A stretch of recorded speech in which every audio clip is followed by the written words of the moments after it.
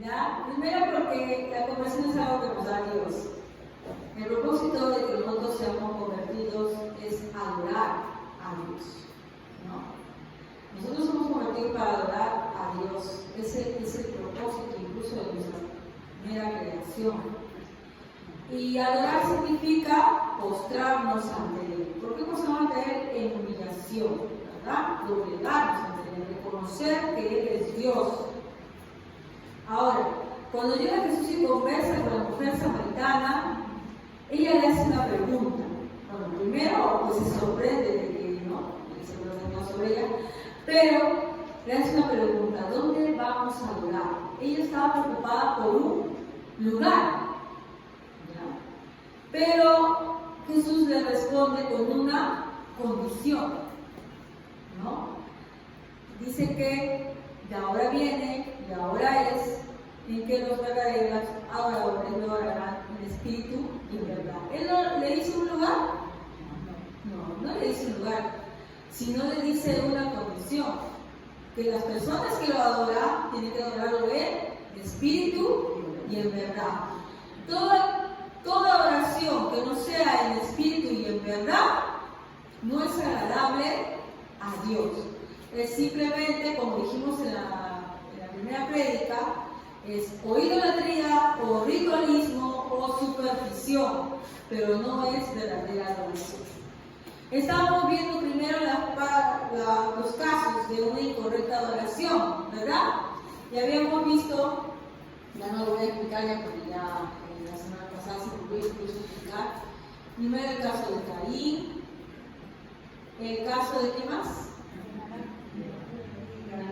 Nadab y Abiú. En el caso de Usa. Y hoy vamos a ver el caso de Usa. ¿Ya? Vuelvo a decir, adoración no es solamente cuando canto las canciones de adoración, ¿ya? Adoración es toda nuestra entrega a Dios. Y la entrega no solamente se hará dentro del templo, sino en toda nuestra vida. Si bien es cierto, es un lugar especial porque es un lugar de adoración, en el cual podemos un rato salir de todas las preocupaciones, ¿no? Ese estrés, esa ansiedad que sentimos afuera, trabajo, rutina, colegio, y acá podemos concentrarnos más con nuestro Dios. No es el único lugar donde podemos adorar, ¿no? Como en un principio dijimos, y la samaritana pregunta, pues, de esa manera rara, aunque con interés, ¿dónde se adora? Y Jesús le dice cómo se adora. ¿Ya? Les vamos a ver a Saúl. ¿Cuál fue el problema de Saúl? ¿No? Saúl, como sabemos, fue rey de Israel, el primer rey de Israel, elegido por Dios, porque si bien es cierto, fueron las personas las que lamentablemente, menospreciando a Dios, hicieron un rey a la semejanza de los demás pueblos, es Dios que al final lo pone a él, ¿no? Cuando comienza Saúl y es elegido, él tiene una actitud bastante diferente a después. Cuando él es elegido, tiene temor incluso. Él dice: pero ¿quién soy yo, de la tribu más pequeña de Benjamín? Luego, cuando el Señor lo elige, él se esconde. No es que él salga a frenar, me dijeron, ya bueno, no, él se esconde. La palabra dice que él se esconde de la elección. Él no se sentía capaz de ocupar ese cargo. Y por eso ante Samuel dice: pero ¿quién soy yo? No quería aceptar eso, ¿ya? Pero vemos que con el pasar de muy poco tiempo, comienza a cambiar esa actitud. Ahora, ¿será verdad que comienza a cambiarla? ¿O es que bajo ciertas circunstancias nosotros mostramos lo que realmente está dentro de nuestro corazón? Escuchaba a alguien que decía: no, dale poder a alguien y sabrás cómo realmente es. Todos somos humildes y buenos cuando no tenemos poder, pero dar un cargo, una autoridad, un poder a alguien, y verás realmente como es. Mira, que no tenemos acceso, a veces podemos ser bastante cordiales, ¿no? Humildes. Incluso opinar de los que están en puestos de autoridad, ay, no, como que es pesado, como que es, ¿no?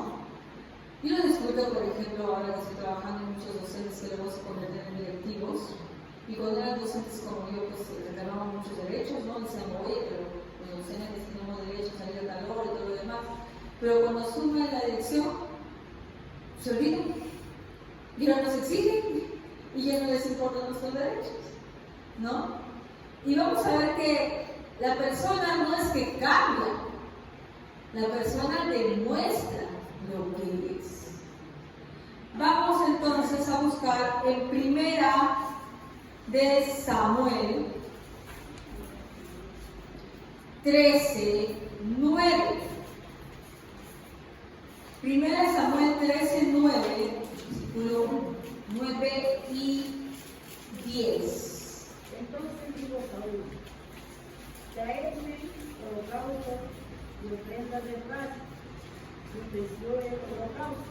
Y cuando él acabó de ofrecer el holocausto, he aquí Samuel que venía, y Saúl salió a recibirlo para saludar. Hasta ahí. Ya vemos que Saúl, ¿qué está haciendo ahí?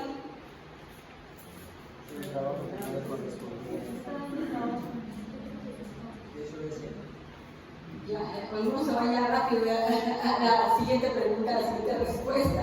Entonces será, no vaya, hermanos, lentamente. ¿Ya? Vamos a leer el 13:9 en Navidad. ¿Ya? Él pide que le traiga para hacer holocausto y ofrenda de paz.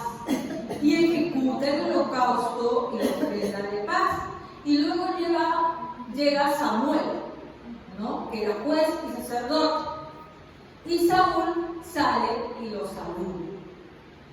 ¿Quién tenía que hacer la ofrenda y el holocausto? ¿Samuel o Saúl? Samuel, porque esa era su responsabilidad, ¿verdad? Y Saúl, ¿qué está haciendo entonces en ese momento? Ya. Cuando tú tomas las funciones que no te corresponden, ¿qué estás haciendo? Usurpando.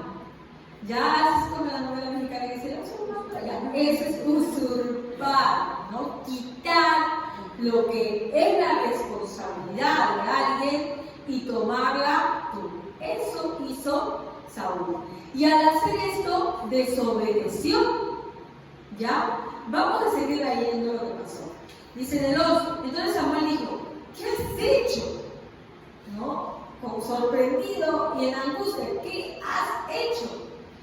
Y Saúl respondió, porque vi que el pueblo se me desertaba y que tú no venías dentro del plazo señalado y que los filisteos estaban reunidos en Micmas, me dije, ahora descenderán los filisteos contra mí en Gilgal, y yo me imploraba el favor de Jehová. Me esforcé pues y ofrecí holocausto. ¿Qué observa en lo que responde Saúl?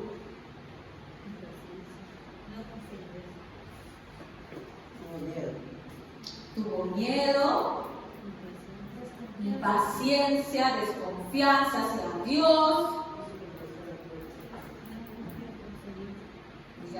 Todos se quiso justificar. Me hace acordar mucho la respuesta que se da en el Edén, ¿no? Cuando sucede esto de que Eva peca y le hace, también le invita a Adán, y Adán también redondito cae y peca, y Dios luego aparece, ¿no? Y él pregunta, aunque él ya sabía, pero él pregunta, ¿verdad? ¿Cuál es la respuesta de Adán y Eva?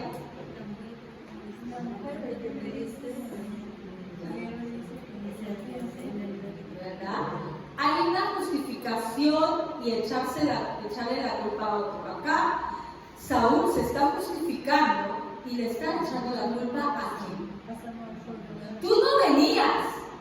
Tú dijiste que los 7 días ibas a venir y no venías, ¿verdad?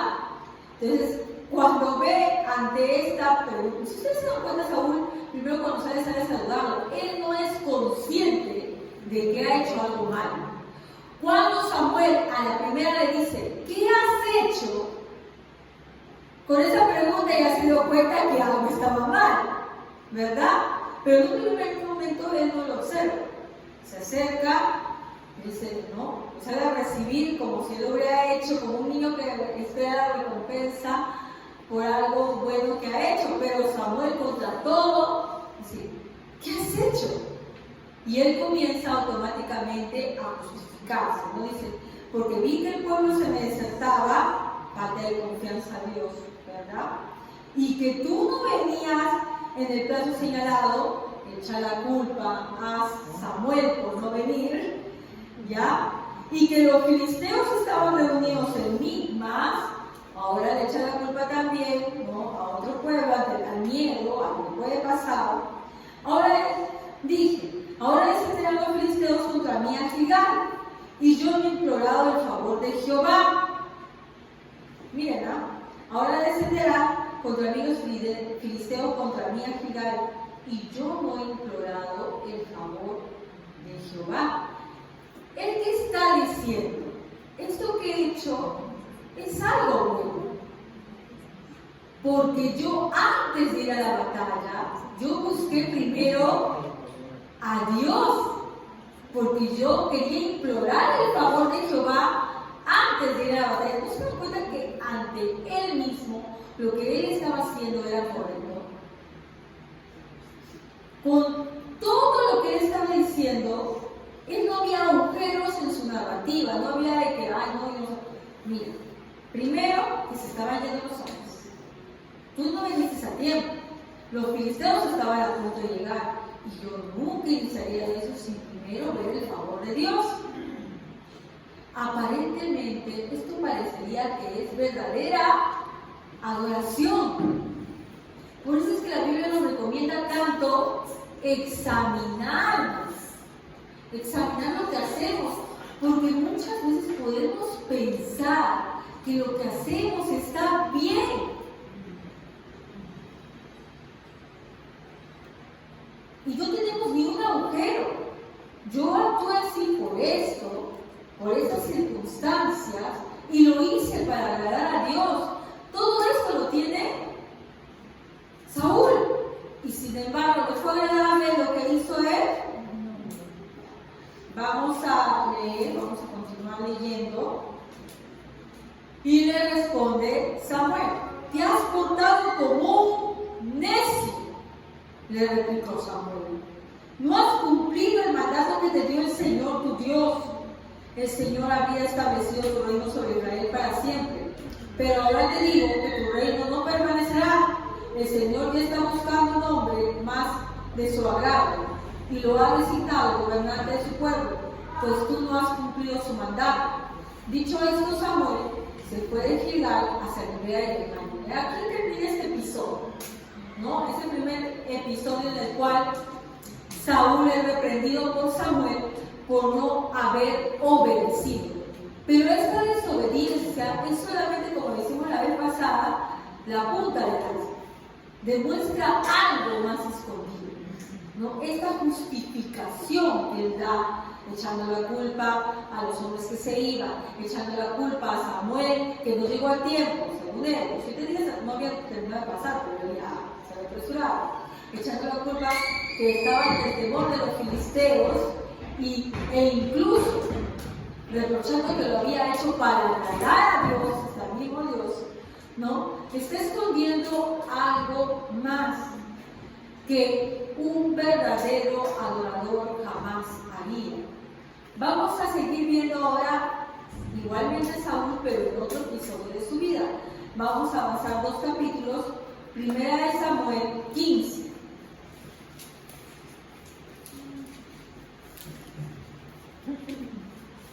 Va ahora Samuel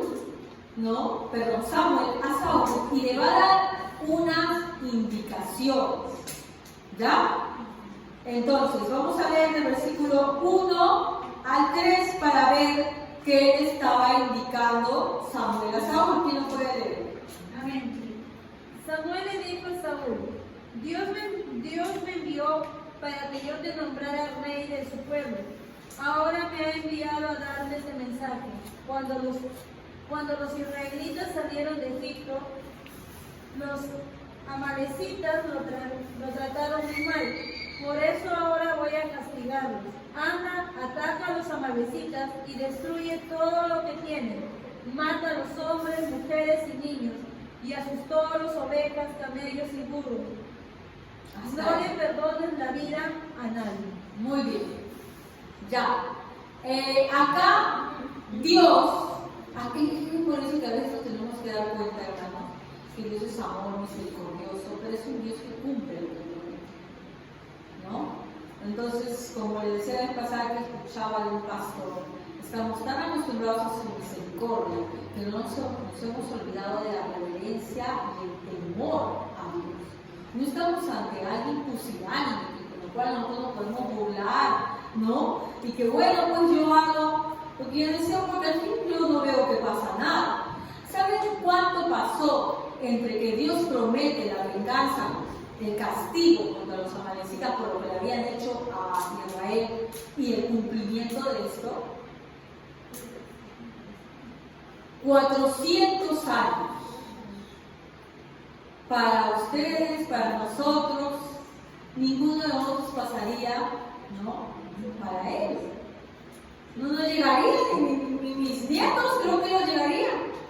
Pero pasan 400 años para que esto suceda. Nosotros lo conocemos con el atributo que está hablando mi esposo, que es el atributo de la paciencia. Pero en realidad la paciencia de Dios es solamente el cumplimiento de lo que Él dice. Que para nosotros son mucho tiempo, pero para Él no es nada, absolutamente nada. No son 400 años, tanto se demoró, no es absolutamente nada. ¿Qué es lo que los amalecitas habían hecho contra Israel? Cuando ellos estaban huyendo de Egipto, atacaron la retaguardia de los israelitas y mataron a los más débiles. Es decir, ustedes saben que adelante iban los soldados, la gente fuerte, los hombres, y atrás rezagados estaban los niños, las mujeres, los ancianos. Los amalecitas atacaron a esas mujeres, niños y ancianos. E hicieron mortandad en Israel. Y Dios dijo que iba a caer de la tierra a ese pueblo. Pero de lo que dijo a los que ejecutó pasaron 400 años. Cuando nosotros pecamos ante Dios, no pensemos que salimos librados, diciendo, sí, Dios no pasa nada. Puede ser que solamente estés viviendo el tiempo de la paciencia de Dios, nada más. Entonces, Dios dijo, hasta aquí. Es el momento que yo he designado. Ahora, no es que de Dios se haya acabado la paciencia, es que Él designó ese día. Ante nuestros ojos es paciencia. Ante los ojos de Dios es el cumplimiento de su palabra, porque su palabra se cumple. Y en la palabra de Dios nos explica y nos dice, ¿qué nos advierte? Que la paga del pecado es muerte. ¿Dios se va a contradecir de lo que dice en su palabra? No. La paga del pecado es muerte, simplemente. Por eso es que nosotros tenemos que aferrarnos al único que nos puede librar de esa muerte, porque todos somos pecadores. ¿Quién? Nuestro Señor Jesucristo. ¿No? Entonces, el pecado no es algo trivial, porque el hombre piensa que no, Dios no lo mata automáticamente. Bueno, pues como que no ha pasado nada, no es así. Y los amalecitas se había cumplido el tiempo de que iban a ser, ¿qué cosa? Raídos de la tierra. Y manda a Dios a Israel todo. No, y aquella época, ay, qué horror, también mataron a niños, mataron a eso. A ver, tengamos en cuenta, Dios es dueño de la vida. ¿Tú puedes matar niños? No. Tú no eres dueño de la vida. ¿Ya? Entonces, ahora, ¿por qué el pueblo de Israel hace eso? Por mandato de Dios. ¿Actualmente Dios está mandando que matemos a alguien? No. Eso ya no existe. Por eso es muy importante leer la Biblia. Porque dicen, pero cuando dice Dios, pues, entonces, no. Eso fue en su momento y en su tiempo para que Dios dé testimonio de algo. Ahora Dios no va a mandar a nadie que vaya un pueblo de la tierra. ¿Ya? Entonces, se cumple el tiempo. ¿Ya? Y bueno, Saúl va y primero advierte un pueblo, que son, si no me equivoco, los filisteos, que vivían con los amalecitas, les advierte y le dice que salgan de ahí, porque ellos no tenían nada que ver, así que no están asesinados ellos. Van los israelitas y hacen lo que Dios les pidió. Hoy. Vamos a seguir viendo, ¿ya? 7, versículo 7. ¿Qué nos dice el versículo 7? Por favor, leamos el 7, 8, 9. 7, 8 y 9, por favor. Amén. Y Saúl derrotó a los amalecitas desde Ávila hasta llegar a Shur, que está al oriente de Egipto. Y tomó vivo a Agar, rey de Amalek, pero a todo el pueblo mató a filo de espada.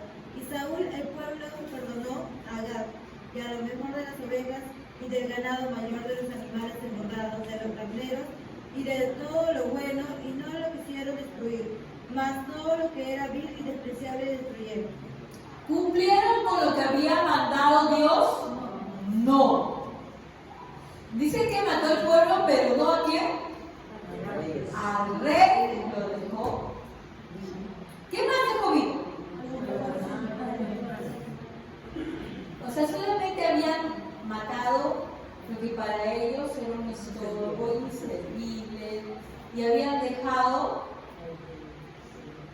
Esa era costumbre, hermanos, de muchos pueblos en esa época, lo que significa el botín de guerra. Los pueblos cuando peleaban, los soldados que iban a pelear muchas veces porque sabían que iba a haber un botín de guerra. Es decir, iban a entrar, iban a matar e iban a tomar y se iban a enriquecer. A Israel, en la gran mayoría de los casos, no se le permitía eso, porque ellos no iban a enriquecerse. Ellos iban a cumplir la voluntad de Dios. Por lo tanto, lo que tenían que hacer ellos es hacerse de todo. ¿Pero qué pasó con estos israelitas? No quisieron guardaron, dice, de lo mejor, pero todo lo despreciable vil se deshizo, lo que les convino, ¿no? No cumplieron la palabra de Dios. Y al hacer eso no adoraron a Dios. Como nosotros, hermanos, si solamente damos de lo que no nos cuesta, de lo que pues no nos importa mucho, somos como esos israelitas desobedientes. Porque deshacerse de lo que no les servía les fue fácil, pero deshacerse de aquello que les pareció atractivo, ¿no? De que les pareció una riqueza, de esa avaricia, ¿lo pudieron hacer? No. ¿No pudieron dejarlo ahí? Nuestra adoración debe estar teñida de eso. Podemos nosotros dejar aquellas cosas que no nos son difíciles de dejar. Pero cuando Dios nos obliga a una entrega más entera, cuando Dios nos obliga que no hagamos la adoración a nuestro modo, sino como a Él agrada, ahí como el pueblo de Israel guardamos el botín para nosotros. ¿Y quién estaba en autoridad ahí? En ese momento había sido designado como autoridad Saúl, aunque su pueblo quería tomar botín, él debía, ¿qué cosa? No permitir, pero lo permite y vamos a ver por qué. Versículo 10. La palabra del Señor vino a Samuel. Me arrepiento de haber hecho a lo de Saúl, pues se ha apartado de mí y no ha llevado a cabo mis instrucciones. Esto me arrepiento arrepiento es un antropomorfismo. ¿Qué es antropomorfismo? Se le da características a Dios de hombre para poder comprenderlo. Porque la Biblia también dice, Dios no es hombre, ni hijo de hombre para que se arrepienta. Pero van a ver que en algunos pasajes de la Biblia dice, por ejemplo, en el pasaje del diluvio dice, y se arrepintió Dios de haber creado al hombre. ¿Ya? Pero Dios, al ser un ser todopoderoso, omnisciente, omnisapiente, no se arrepiente.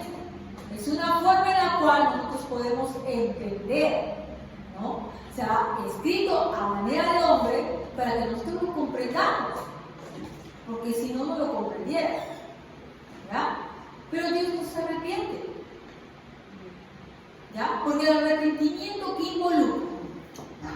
¿Por qué me arrepiento yo? Porque hizo algo malo. Porque hice algo malo. ¿Dios hace algo malo? No.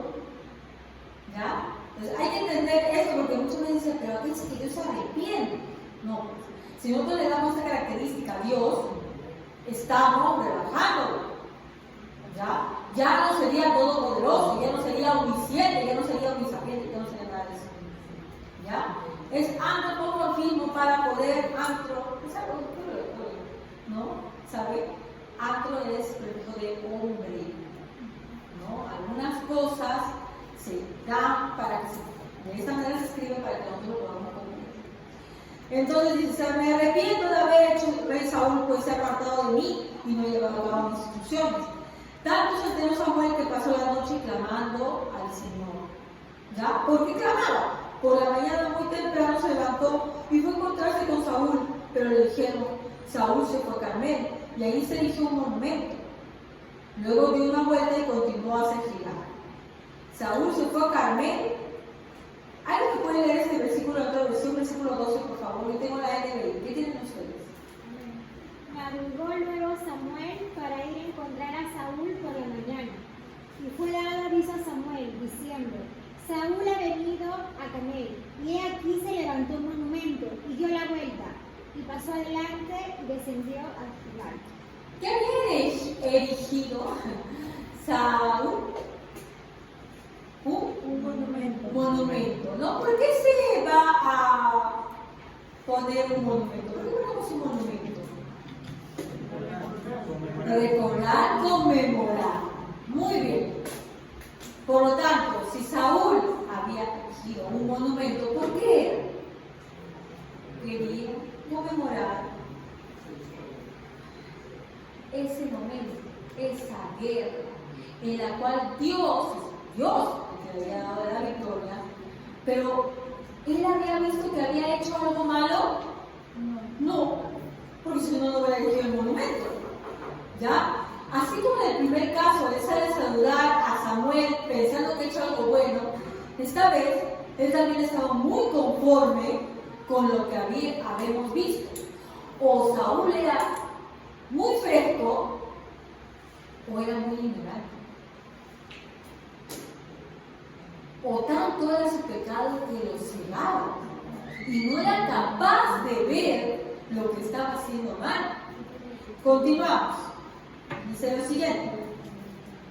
A ver, no me quedé. Ya. Cuando Samuel llegó a Saúl, versículo 13, le dijo, que el Señor te bendiga. Cuando Samuel llegó, Saúl le dice, mira cómo lo recibe, como esperando también una bendición. Le dice que el Señor te bendiga. He cumplido las instrucciones del Señor. ¿Qué dice Saúl? He cumplido. Hermanos, a veces nosotros en nuestra comunidad, todos nosotros, a veces terminamos un día en la iglesia, he venido a la iglesia y voy satisfecho a mi casa y digo, bueno, yo he venido a la iglesia, ¿no? He cumplido con las instrucciones del Señor. Y como Saúl pensaba, bueno, él había vencido al pueblo de los amalecitas, ¿verdad? Y él pensaba, había cumplido con las instrucciones del Señor. Pero no es así. Entonces, guardémonos un poco de que muchas veces podemos estar confiados de que lo que hacemos agrada a Dios, pero no es así. Saúl, ¿por qué no era capaz de ver lo que había hecho mal? Ya pía de mal de que estaba ciego. Vamos a ver. Y mire lo que responde Samuel. Y entonces, ¿qué significan esos balidos de oveja que me parece oír? Escucho ovejas. Se supone que Dios te había mandado a destruir todo, hasta los animales. Y yo escucho ovejas. Ya.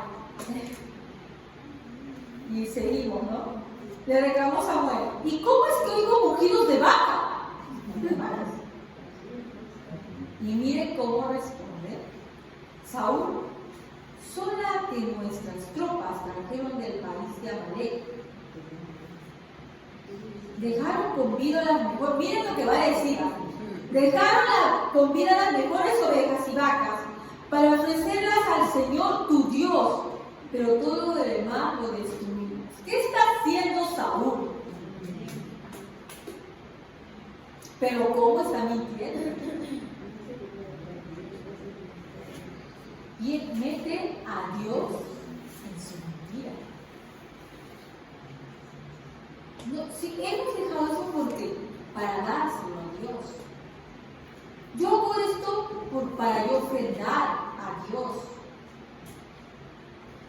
¿Alguna vez hemos caído en eso? Sí. Todos nosotros, ¿no? Como Saúl dice, ¿no?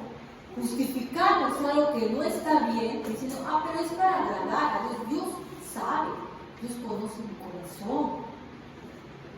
Yo he hecho esto porque a la larga, ¿no? Estamos como Maquiavelo, que decía que el fin justifica los medios.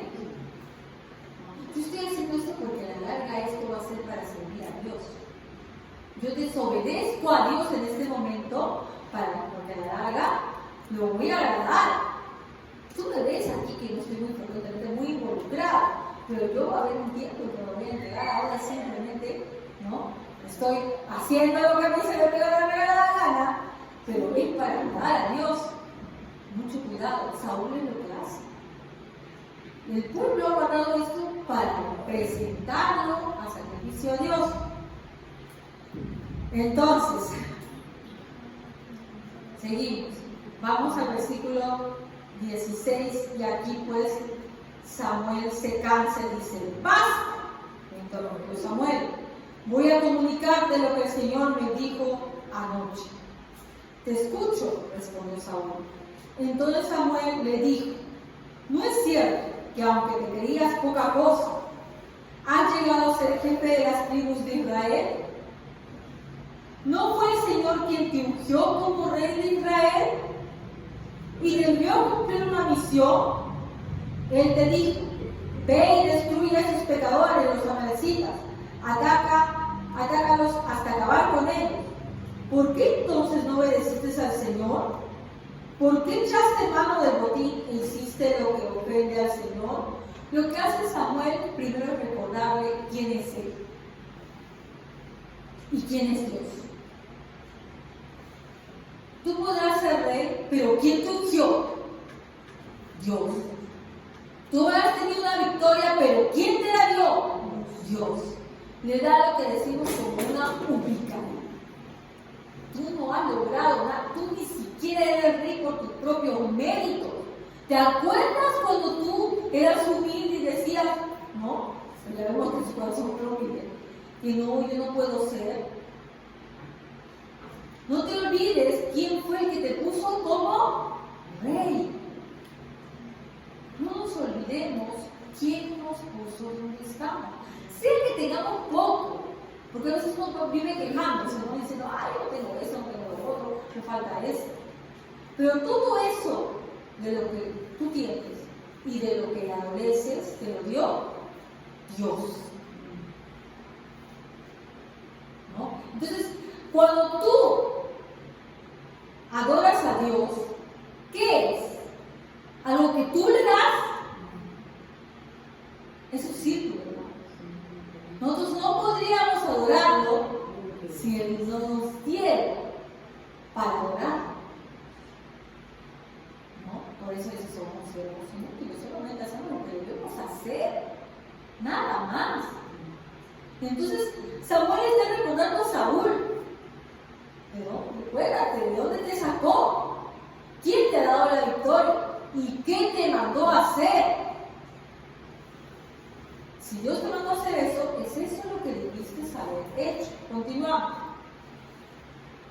Yo sí he obedecido al Señor, insistió Saúl. ¿Se daba cuenta?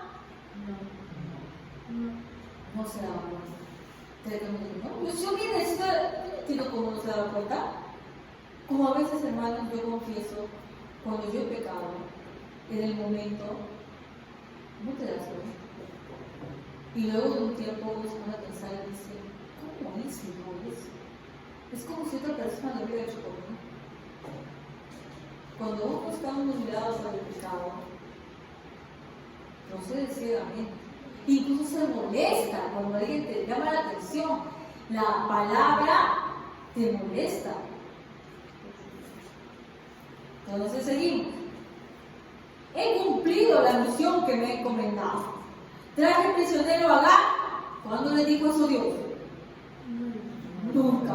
Rey de Amalek, pero destruí a los amalecitas. Y del botín los soldados tomaron ovejas y vacas, con el propósito, otra vez vamos a justificarnos, de ofrecerlas en Gilgal al Señor tu Dios. ¿Ya? Samuel respondió, ¿qué es algo que debe remarcar en su Biblia? Porque este es un versículo que tenemos que tenerlo siempre presente. ¿Qué le agrada más al Señor? ¿Que se le ofrezcan holocaustos y sacrificios o que se obedezca lo que Él dice? ¿Qué le agrada más? Que digamos que somos cristianos a todo el mundo o que actuemos como cristianos. Que actuemos como cristianos. Porque si solamente decimos que somos cristianos, más bien rebosamos su nombre. Yo a veces digo, mejor no digas.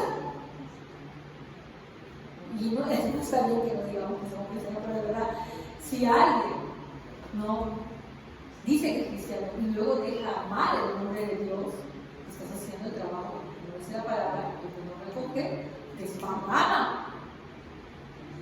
¿Se agrada a Dios de lo que podamos traer como ofrenda?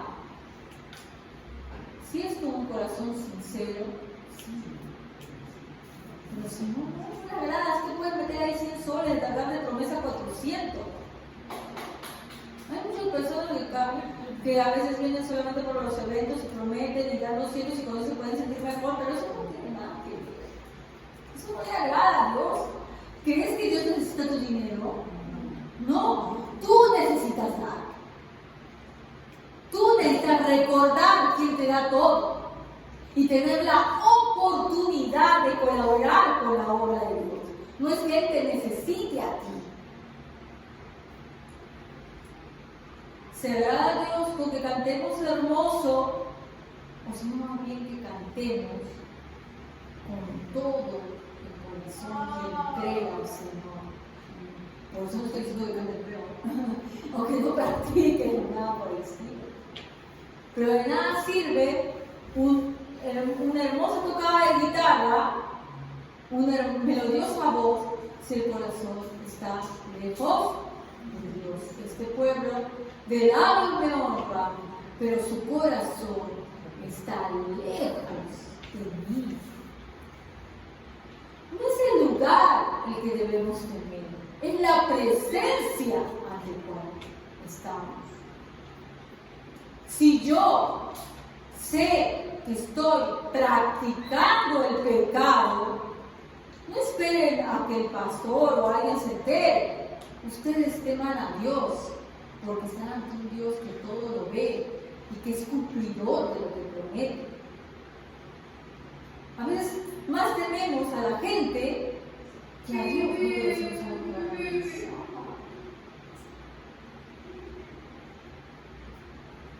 no estoy, por favor, diferencia entre pecar y practicar el pecado. Porque si decimos que solamente pueden orar y solamente lo que no pecados, pues vamos a pecar fuera todos, porque todos somos pero la práctica de pecado es algo que se hace habitualmente. Continuamos, hermanos. Entonces le dice, ¿qué le agrada más al Señor? ¿Que se le ofrezca holocaustos y sacrificios o que se obedezca a lo que Él dice? El obedecer vale más que el sacrificio y el prestar atención más que la grasa de carneros. La rebeldía es tan grave como la adivinación y la arrogancia como el pecado de la idolatría. Y como tú has rechazado la palabra del Señor, Él te ha rechazado como rey.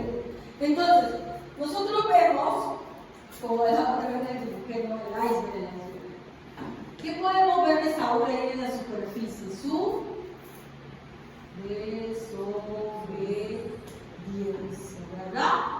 Su desobediencia reiterada. ¿No? Vemos que en 2 ocasiones ha desobedecido, por lo menos lo que nos describe la Biblia. Pero eso es lo que vemos por vida, lo podemos observar. Pero Dios ve lo profundo del corazón. Y por lo que hemos leído, ¿cuál es el problema?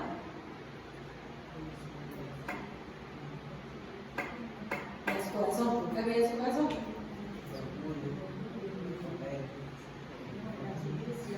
Altivez, porque abajo dice que cuando le es despojado no quiere que el pueblo se entere que ya no es rey. Mira, en el versículo 23 que acabamos de leer, aquí no puede leer una versión que no sea NBI que la que tenga.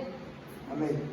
La rebelión es tan pecaminosa como la hechicería y la terquedad tan mala como rendir culto a los ídolos. Así que, por cuanto ha rechazado el mandato del Señor, Él te ha rechazado como rey. Otra versión para ver qué otras palabras dice.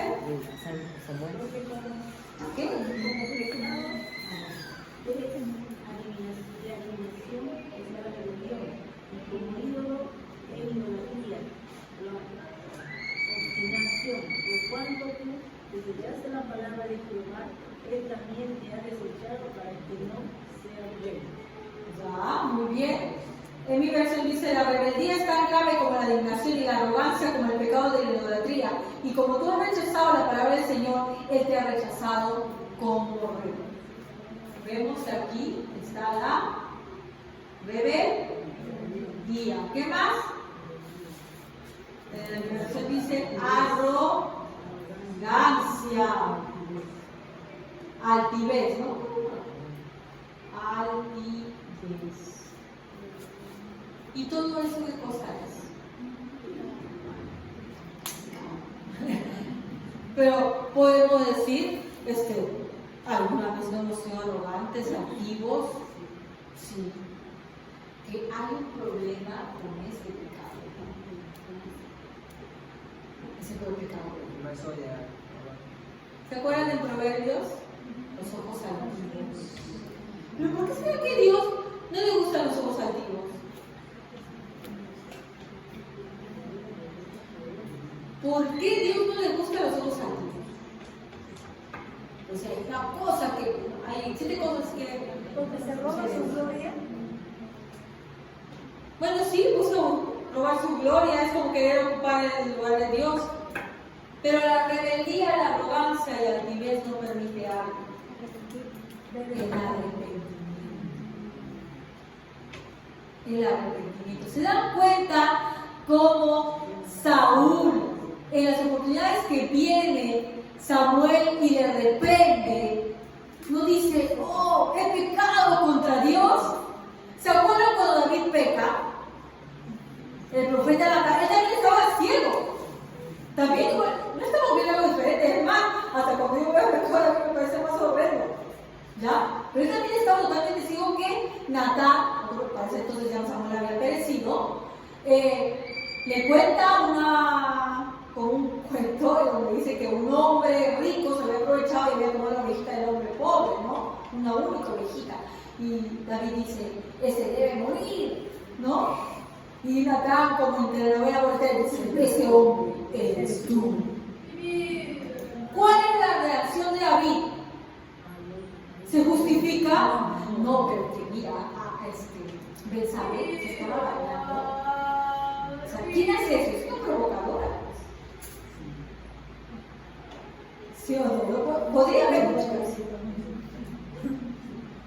Lo que pasa es que Urias, no sé, bueno, ¿qué hubiera inventado? No sé, estoy en soledad, porque tenía muchas mujeres más, pero no, necesito mujeres más, pero me siento mal, mucha carga, mucha responsabilidad de ser rey. Dijo algo de eso, el pecado, y cayó al suelo. ¿Ven que Saúl tiene esa actitud? No era cliente. ¿Él no hay una cabellera de ese lado?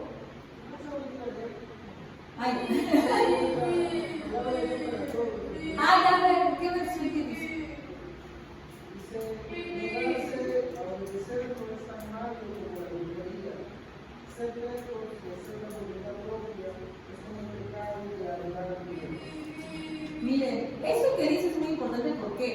Porque ellos destruían y ellos se preciaban de ser el pueblo de Dios y los demás pueblos eran idólatras, paganos, brujería, hacían agorería, ¡ay, qué horror, profanar!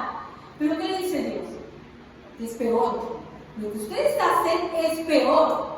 ¿Qué haces juzgando a la gente impía que de otros son los católicos, son idólatras, miren con la santita, con la virgencita, ¿no? O mira esa gente que va a verse la mano. ¡Qué horror, qué pecadores! Dios nos dice, la actitud rebelde, arrogante, es peor. Entonces, continuamos. Ahora sí dice Saúl, he pecado. Ahora los hebreos a veces se están repitiendo que él es pecado, pero vamos a ver lo que le sigue. He quebrantado el mandato del Señor y tus instrucciones. Los soldados me intimidaron y le hice caso. ¿Es un arrepentimiento sincero?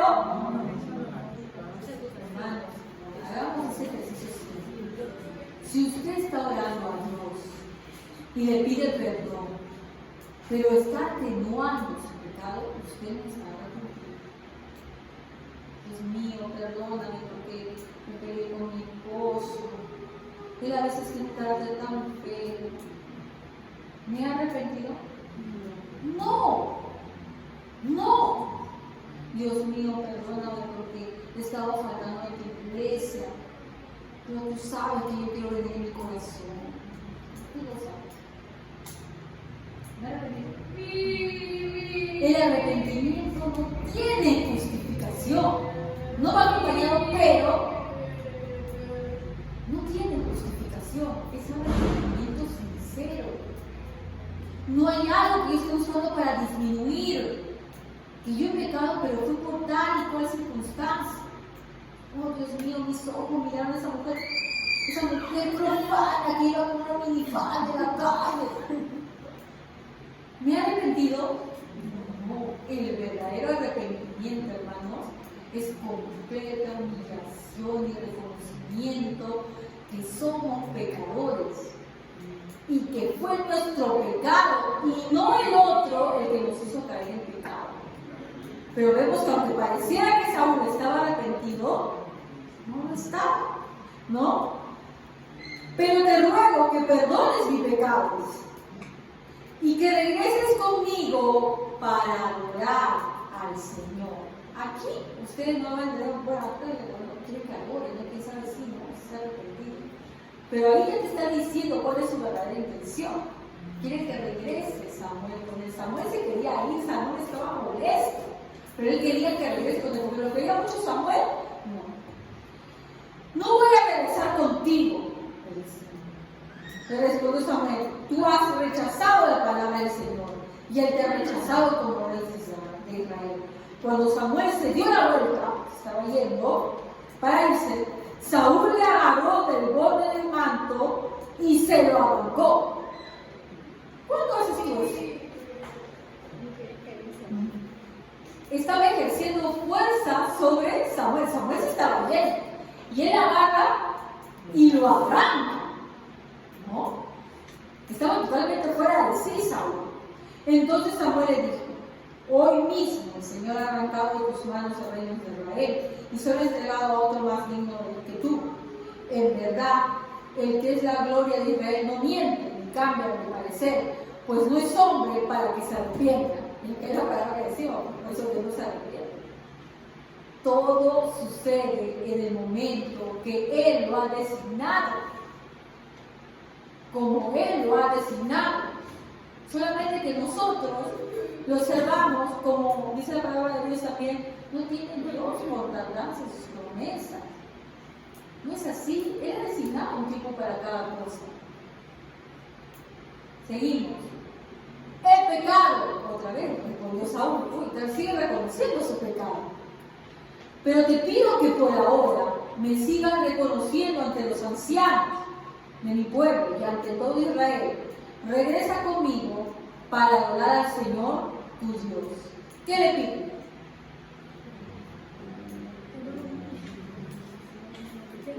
No le diga a nadie, porque él no quería perder que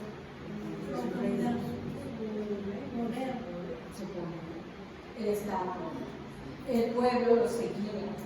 En un primer momento, él parecía que entrara con toda humildad diciendo: yo soy de la tribu más pequeña de Benjamín, ¿quién soy yo para que me hagan rey? ¿No? Pero estando en el poder, sale lo que realmente era: soberbio, orgulloso, altivo. Porque, hermanos, nuestra condición real se demuestra en los momentos difíciles. En los momentos en los que es decisivo, ahí se demuestra. Por eso una vez que yo veía, pues, ¿no?, a una pareja enamorada caminando por la calle en un video, pues, seguramente decía que le quería mucho, vino un asaltante y le agarró como su mano a la chica. Te puede decir que te quiere, pero no lo está demostrando. Entonces uno muchas veces, por ejemplo, aquí puede adorar, que alaba a Dios, y que todo lo demás, que yo te adoro, que yo creo en tu voluntad, porque tú eres todo, y yo te pongo en primer lugar a ti, pero luego por nuestra vida práctica decidimos en virtud a lo que nosotros pensamos, a lo que pensamos que se nos acomoda. Entonces no estamos ahora. Y acá Saúl prefiere qué cosa, el reconocimiento del pueblo. Si por último Dios le había dicho: te he desechado, ¿cuál debió ser la actitud de Saúl? Humillarse y esperar el momento en que ya enviara, pues, a la persona que lo iba a reemplazar, y cuando viniera que lo iba a reemplazar, ayudarlo y retirarse, porque sabía que él había sido desechado. Pero amó más la gloria de los hombres que a Dios y su obediencia. Como muchos ahora, los falsos adoradores prefieren quedar bien con el público, tanto con sus congregaciones como el público, como los cantantes, ¿no?, que adorar a Dios, ¿no? Entonces, Saúl demuestra esto, que realmente su pecado está aquí. Esto no le va a permitir, ¿qué cosa? Falta de, ¿qué? Esto da como lugar a la falta de arrepentimiento. Hermanos, ninguno de nosotros somos perfectos. Venimos aquí, yo veo con un montón de cosas que he hecho, ¿no? Sobre todo en nuestra boca, que nos precede eternamente, ¿no? Que alguien dice algo y uno le secunda en vez de frenar las cosas. Muchas veces nuestra boca es nuestra peor enemiga. Tal vez nuestros pensamientos, de algunos de ustedes. Ninguno de nosotros ha venido bien para adorar a Dios. Pero ¿cuál es la diferencia entonces entre un falso adorador, un adorador que no agrada a Dios, y uno que sí le agrada? Se humilla, se arrepiente, el corazón contrito y humillado, no desprecias tu Dios, ¿no? Acá no se trata de que seamos perfectos recién para venir a la iglesia, por si nunca viniera. Seamos perfectos recién para considerar que somos cristianos, sino hay que tener que humildad, arrepentirnos. Lo que le agrada a Dios, más que nuestra hermosa voz o cómo se predique, es que vengamos reconociendo que Él es el único justo, Él es el único santo, y nosotros somos pecadores y necesitamos de Él, ¿no? No es que ante esto, porque yo cuando leía lo de Saúl, me he identificado con un montón de cosas que dice Saúl, ¿no? Porque Saúl se justifica y yo muchas veces me justifico. Digo, es que él me habla así, por eso yo le respondo así. pues, es que yo estoy molesta porque yo tengo mucha carga laboral. No, ¿verdad? Así venimos, pues Dios nos pide que nos obliguemos, ¿no? Dejemos nuestro orgullo de lado y pidamos perdón. Si sinceramente estamos arrepentidos, Dios recibe nuestra oración como nosotros, con todo agrado. Solamente este privilegio nos dio algo, hermanos. ¿Quién? Jesucristo. Porque si Dios viera cómo somos, bueno, sabe cómo somos, pero vea, esto es nuestro pecado, siempre somos abominables ante Él. Pero nuestro Señor Jesucristo está en el medio, intercediendo por nosotros. Amén. Vamos a ponernos de pie, hermanos, y vamos a orar.